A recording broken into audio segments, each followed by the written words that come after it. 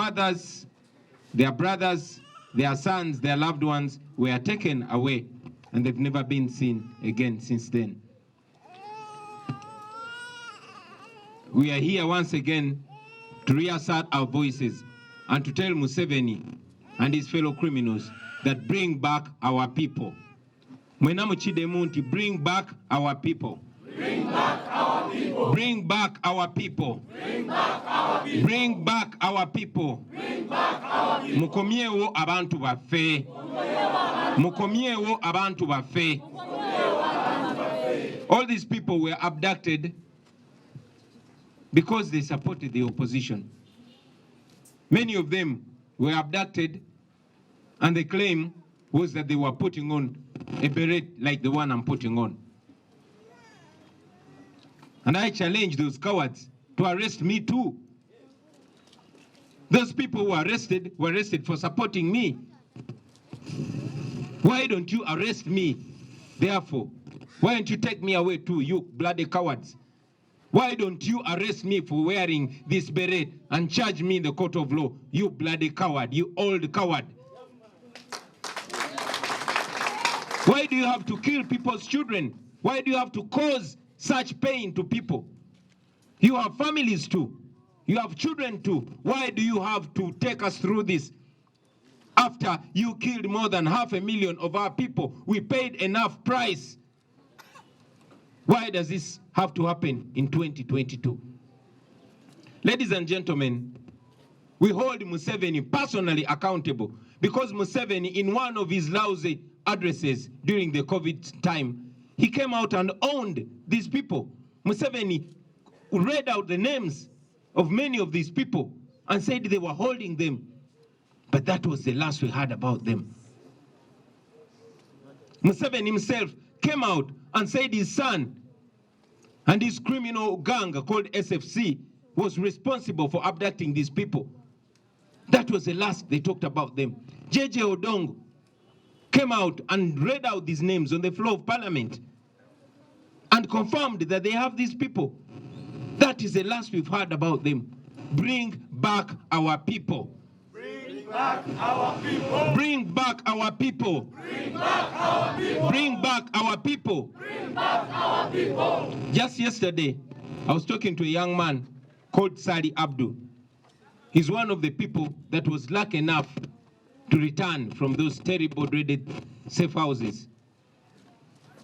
He told us sickening stories. He was arrested, he was abducted together with his brother. His brother was killed. He was beaten so bad and he succumbed to his injuries. His brother was burnt down in a drum as Abdu was watching. These and very many horrifying stories are ongoing in our country. A country we all call home, ladies and gentlemen. Chibalama John Bosco was my neighbor in Seta. He would walk to my house, I would walk to his house. They abducted him from Chadondo East. 2019, we have never seen or heard from him again. Bring back our people. Bring back our people. We say bring back our people. Bring back our people. Ladies and gentlemen, especially you, the international community, we address you because we want you to know that the situation in Uganda is very many times worse than Idi Amin. Museveni, who President Clinton in some yesteryears called a new breed of leaders in Africa, is now many times worse than Idi Amin. He kills people for disagreeing with him. He kills people for using their brains. He kills people, abducts them, and forces them to disappear forever for exercising their constitutional right. And that is why we are not we are not fearing anymore to demand for our people. Many of them are missing because they put on this beret.